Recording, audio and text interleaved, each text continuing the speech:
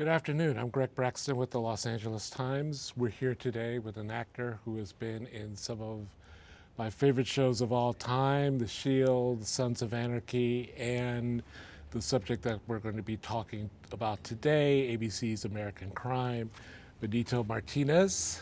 Nice to see you again. Welcome. Good to be here. How you doing? I can't complain. I'm a little depressed, A but little depressed yeah. because we got some bad news about American Crime. Yes, ABC decided not to continue it, but we're happy with what we've done so far, and we hope the legacy lasts. Well, you had three incredible seasons, three incredible characters. Luis Salazar, who you played in the last season, was certainly probably the most complex you played on the series. And what was the experience of playing Luis like for you? I always, when people ask that question, I always go back to the original conversation I had with John. I was house sitting in my sister's house, and he gave me a call, and he was in London, and he said, "Hey, how are you?" Like, great. Thanks for popping up in season 2 for us. I said, great. I got a role for you in season 3 if you'd like to consider it. And when John calls, you say, yeah. Yeah. I didn't know what it was. Right. And he described it as a man looking for his son. And that was the hook for me. He said, it's different from what you did in season 1. What we want to do is touch the heart of what it's like to put everything on the line to find your son. And the backdrop is going to be coming to the country from Mexico. And as he told me more and more about the journey, I saw it right away. And by the end of that half-hour conversation, I was salivating to get my teeth into the role. And then he suggested some movies to watch, like The Missing, Son of Saul, Limey. All these movies, the theme was the father coming from a different place looking for the son who's been lost for different reasons. So his theme was consistent, and then the scripts started coming in, and they were intricate and complicated and not at all what I thought as far as that story, and then it unfolded. So it was unlike any other journey I've ever had with a character, and from where it began to where it ended, and yet it was exactly what he said it was going to be right from that first phone call. Now, Luis is a man who lives in Mexico. Right, from Veracruz. With his family. Mm-hmm.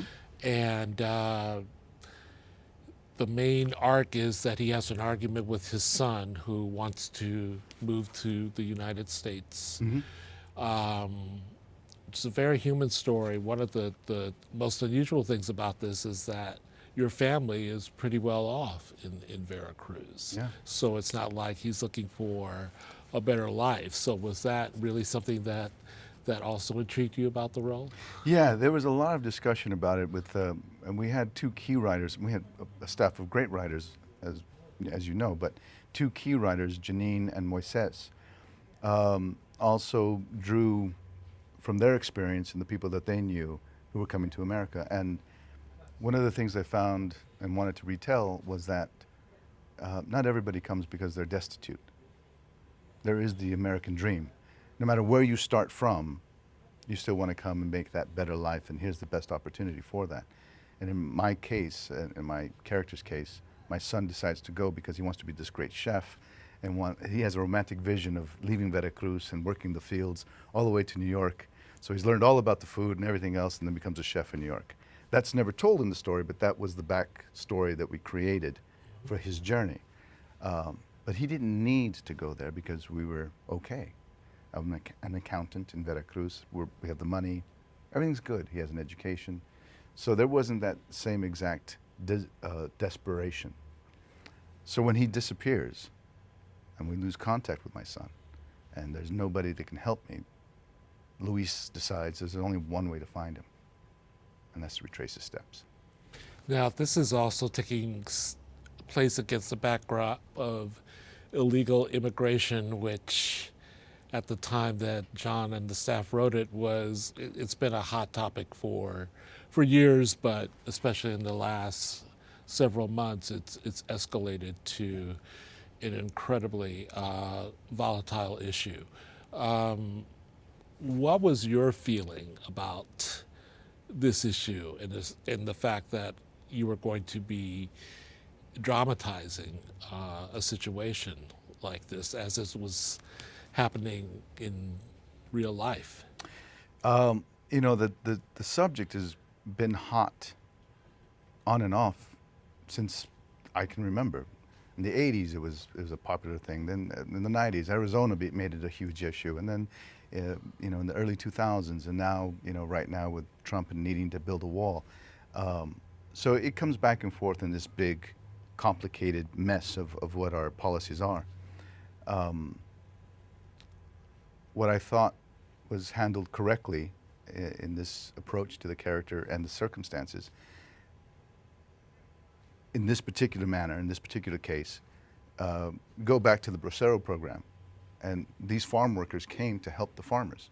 It was, you know, hand-in-hand working relationship that existed and still exists to this day. Those farm owners, those farmers need these farm workers. That is how it works. That's where economically they can survive. And I think a lot of people are punished for on both sides of it for being part of that system that they need each other in. So that was my understanding approaching it. But then as we're going through it and, you know, getting through the deep workings of what it's like to cross a desert, cross through the fence, be illegal, be in danger, while we're filming that and hearing on the news how bad and how criminalized everybody else and they're evil and bad hombres and all this other garbage, it made me more resolute in my conviction to portray this character, Luis, as a three-dimensional human and just understand what these adults, you know, they're talking about their children kind of thing. The adults in the room are talking about the kids. Well, let's see who we're talking about. And so I was very happy and very proud to play Luis and make him a three-dimensional person. This is probably one of the only projects on mainstream primetime network TV that has actually tried to put a human face on this situation. Is this a scary subject, do you think, for Hollywood to grapple with something like this? It's unromantic, and I think Hollywood in a lot of ways want to romanticize the human struggle.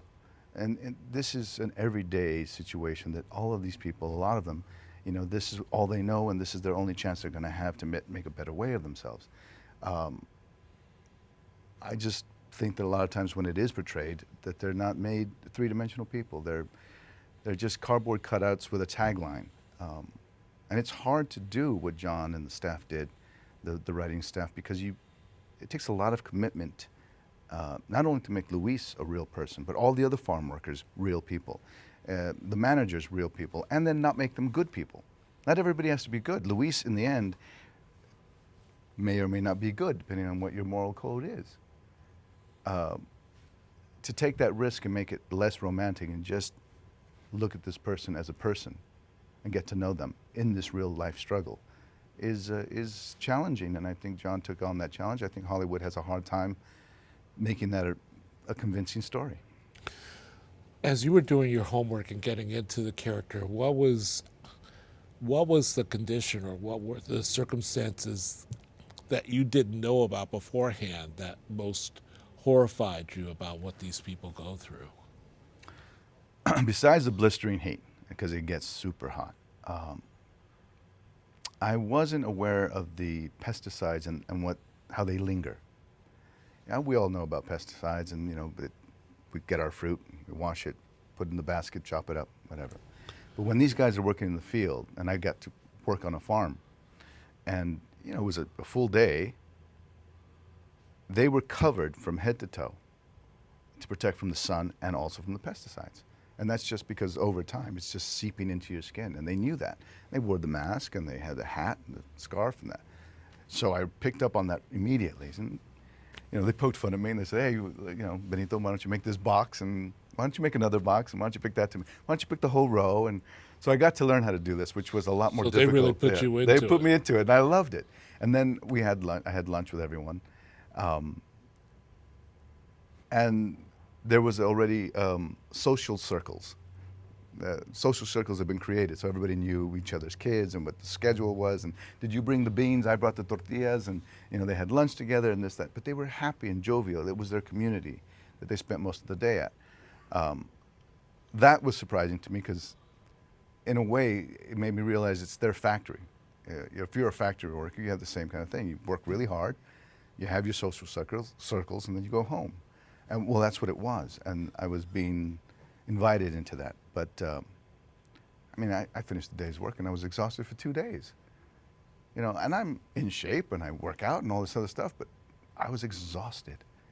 And part of it is also ingesting the whatever chemicals, whether the pesticides or the fertilizers, whatever it is, and the hot sun and learning a new task. It's very strenuous. Your character is also undercover here. He doesn't show his fellow workers who he really is. No, yeah. And you're speaking Spanish. All your dialogue is in Spanish. Do you speak Spanish? I'm not a native Spanish speaker, but yeah, I speak Right. a great deal of Spanish. But I thought that was also an interesting aspect Yeah. of it too. That he feels he has to sort of be covert in order to learn the truth about his son. I thought that was a brilliant twist on the character because he tries to be invisible. There's a thing, he's like a spy, you know, and like, yeah, I'm picking and I'm looking and I'm researching. And so a huge portion of what I was discovering in the character and the situation was just through my eyes, just through observing other people's things, which was fascinating to do as an actor because you're a fly on the wall and you don't want to be seen. Right. So it was an interesting challenge, but you know, Ramsey, our DP, is brilliant at capturing those moments, either the hands or just the eyes or a moment, sunset, the glare, whatever.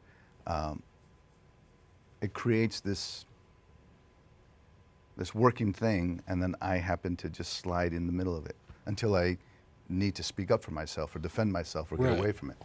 But yeah, for the most part, I was invisible. But most of you have this double-edged thing because the more you're finding out about what your son may have gone through, the less optimistic you're becoming, and sort of we can see in your eyes that you're coming to a realization that this might not have ended well Yeah. for your son. What was that like to just sort of personify that angst and grief, potential grief? It was tremendous. You know, and when I would finish certain days of filming, I would just be depressed at home. Really? Yeah, you just walk around just because it's a hopeless situation. When you can't find someone, there's a desperation that gets in your bones, and it weighs on your mind. You can't stop thinking about it. Oh, should I look here? Should I look there? Add to that, he's physically exhausted, working every day in the field, trying to figure it out. Add to that, he's in a foreign country and doesn't know this system. He's seen women getting carted off. Where are they going? What do you mean I'm not filling up the barrel high enough? What? All of this confusion at the same time trying desperately to find any little kernel of hope to find his son. And the more he finds out, like you said, the more desperate it becomes. Which ultimately leads to his confrontation with his son's killer. There was a scene when you finally start to get some information about what may have happened to your son. It's all in subtitles, but there are several languages going on. Can you describe that particular scene and what that was like? That's one of the most ambitious scenes I've ever seen on a page, and then we filmed it. You have two actors speaking Nahuatl. One is speaking Nahuatl and Spanish. I'm speaking Spanish, and we're being directed in English. There were 4 languages happening all at the same time, and then the camera language. Stand here, look here, that as well. And when we started, we did our first rehearsal. It was 5 full pages. And when we started and we did the first rehearsal, it took us 15 minutes. It was forever, because you're translating, asking questions. That person's responding, and we go. So with the writers there, we pared it down, and we found this rhythm. And somehow everything went away. It was just the 3 of us trying to communicate this story. And it was brilliant. She was desperate, trying to tell me about my son, who she cared about and what the situation was. He was desperate, trying to protect her and translate for me. And I was desperate, just trying to find my son, until the story reveals that he was probably hurt beyond recognition. And the last brick finally falls. It was, it's hard to explain it, but it was exhausting, but as an actor, exhausting in the best possible way. Like doing Hamlet, and you come off stage and you're just like, yeah, I did that. And then, so then you have the realization of what did happen to your son, the grief, and then how to resolve that. How to resolve that. How do you make it right? How do you feel about the choice that Luis made in that? The actor Benito did not understand. I couldn't figure out how he would end this situation. So when the writers presented me with the fact that he has to find a gun and then have this confrontation with Richard Cabral's character, I got to the point where I went, okay, this desperation has led to Luis needing to just have a face-to-face and say, what happened? Just tell me what happened. But realizing that this guy is a dangerous guy, that this guy had a propensity for violence. Luis protects himself, and the only way he knows how, he gets a gun. From who? The person he hates, who's working on, the thug from the other camp, but he knows he has to protect himself. He's willing to make friends with his enemies in order to protect himself. And when he takes the gun to that confrontation, I really believe that Luis just wanted him to say, is that your son? I'm sorry, it was an accident. This happened. But when he shows no remorse and no regard for that other person, Luis discovers that in that moment that this has to end. Whatever this is, whatever Richard Cabral's character stands for, it has to end. And I have to disappear again. And then there's a scene where throughout your journey here, you're making regular calls back to your family in Mexico, trying to keep their hopes up, and then you make a final call in which you can't really reveal what's happened, Yeah. and your wife is saying, "Are you bringing him home?" Yeah. And you don't know what to say. Yeah. What was that scene like?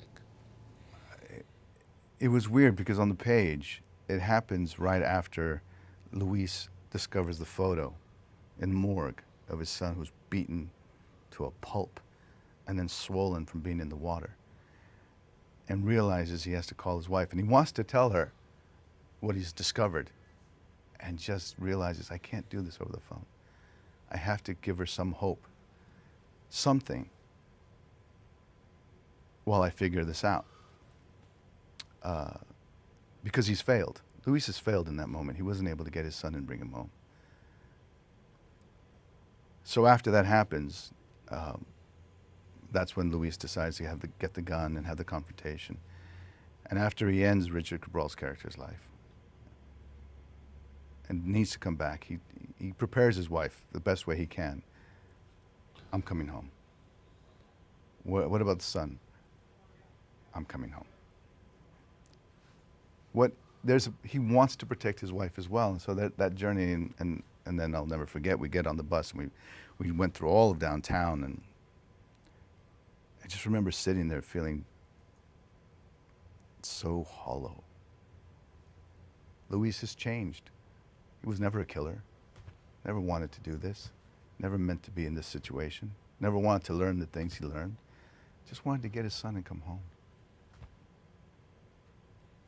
There's a parallel in some ways to Luis and then the character you played in season 1, where Alonso, yeah. Yeah, so where you're trying to do the best for your son who's caught up in a bad situation. Yeah.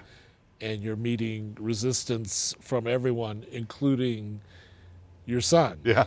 And your daughter. So the parallels between those, you obviously recognize the parallels between. Right, immediately, and I wanted to find a way to make them each unique. And they are already unique, but sure, I mean, the father-son relationship in both is a strong lever that they both have to pull and go through. There was another character in the season 1 that always, it was an interesting thing because it was my dead wife. the wife helped raise these kids, and she died, and they still needed her guidance. And I was trying desperately as Alonso to be that strong authority and good father and steadfast. And that, in the end, was the part that brought them down. He was too strong. He was too much of an authority. And he needed that wife who helped, smooth the edges, and she wasn't there, and that led to a lot of trouble. So in doing Luis later on, I wanted to make sure that stayed in that world. And the thing about Luis, he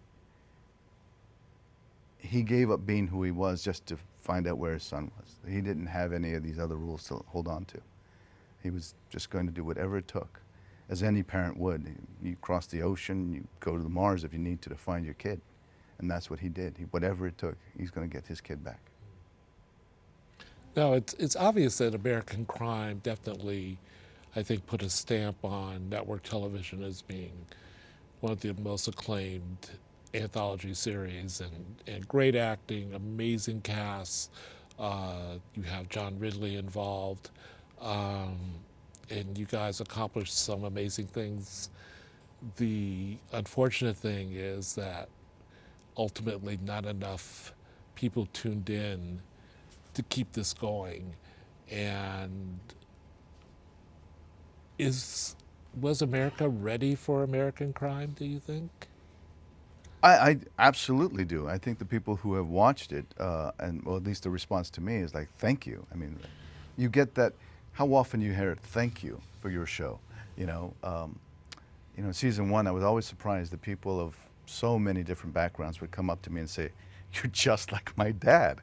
Whether it's an Asian person or an English person or an African American person, this dad who had these rules that said, well, "You can do better. This is the American dream. If you work hard, you can, climb that mountain." And a show that examines from all angles this one incident, how lives are affected in the legal system in that case. Season two, the tragedy that happens, and the separation, the gulf between the haves and the have-nots, and sexual preference and how it's judged in this way and that. And season three, of course, human trafficking on every level. These are real issues. They're talked about in the news every day, to even more graphic detail. It's what spins every news channel, every news and media outlet. We examine that and ad nauseum.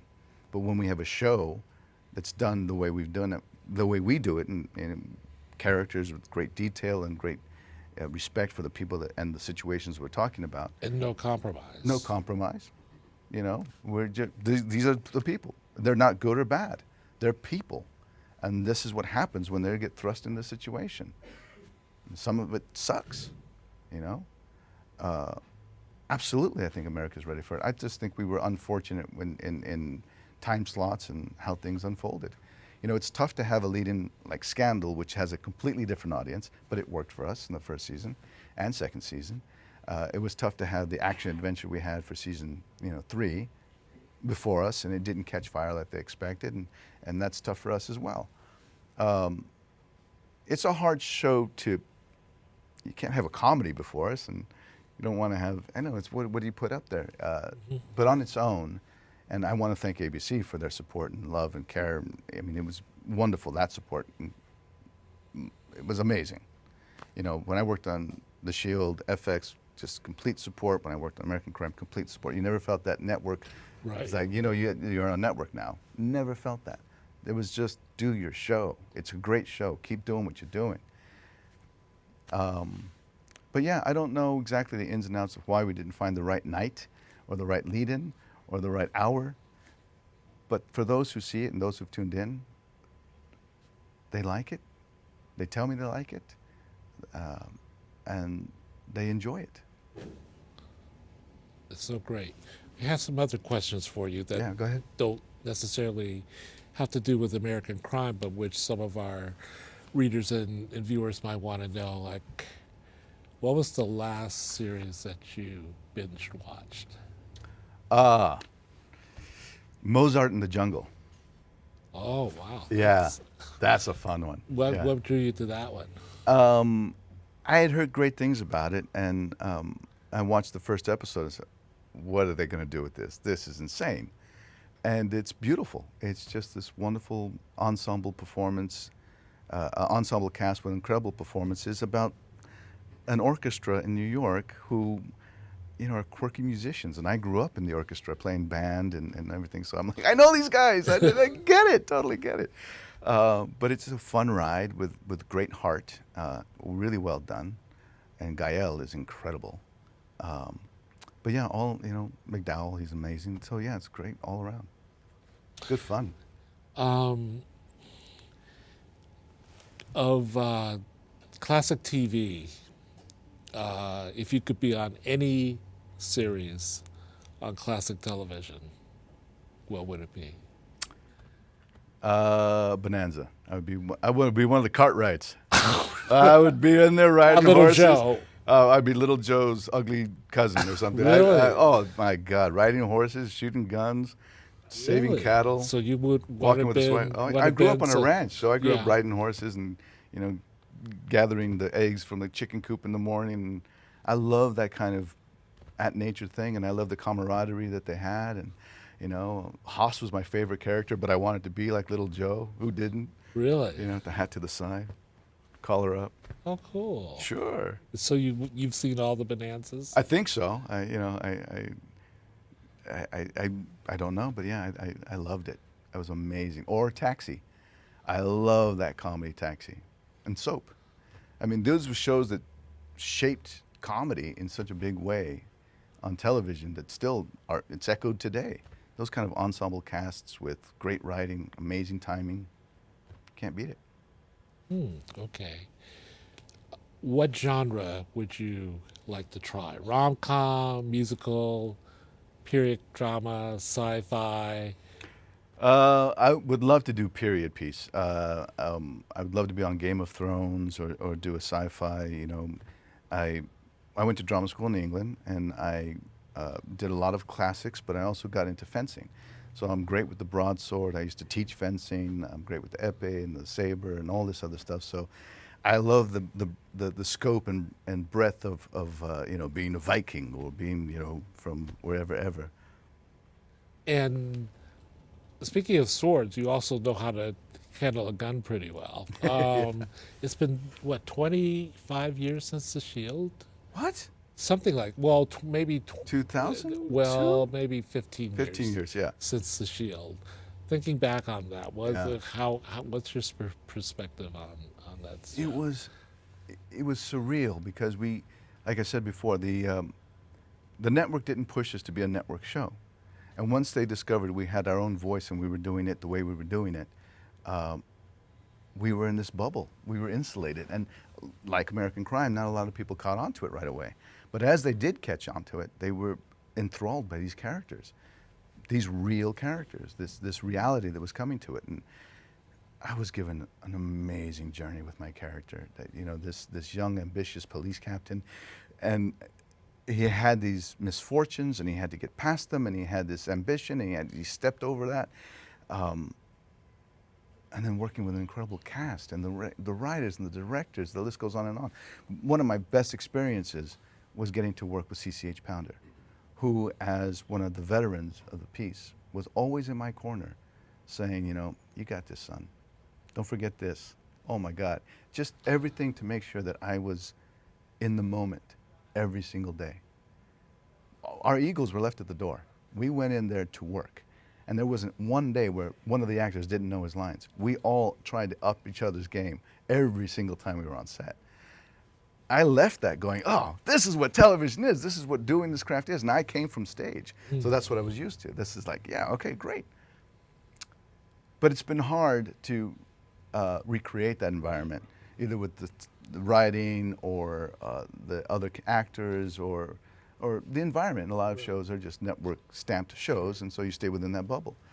But I've been lucky, and I've been able to go around from different shows with incredible writing, incredible directing, incredible staffs. And, so it's been great. It's been a great journey, but that set the stamp, that set the mark for me that I always wanted to hopefully achieve. Well, I think you really hit it with American Crime, too. Yeah, American Crime is just great. Yeah. So congratulations, and thanks so much for talking with us about this, and good luck, and keep it going. Oh, Greg, thank you so much. As you can tell, I hated it. That's Yeah, why I don't have think anything to say that's about very it. obvious, very obvious, Benito. And thank you for always being there for us, man. Thank you for watching, and for this and other chats, please go to latimes.com. Thank you very much.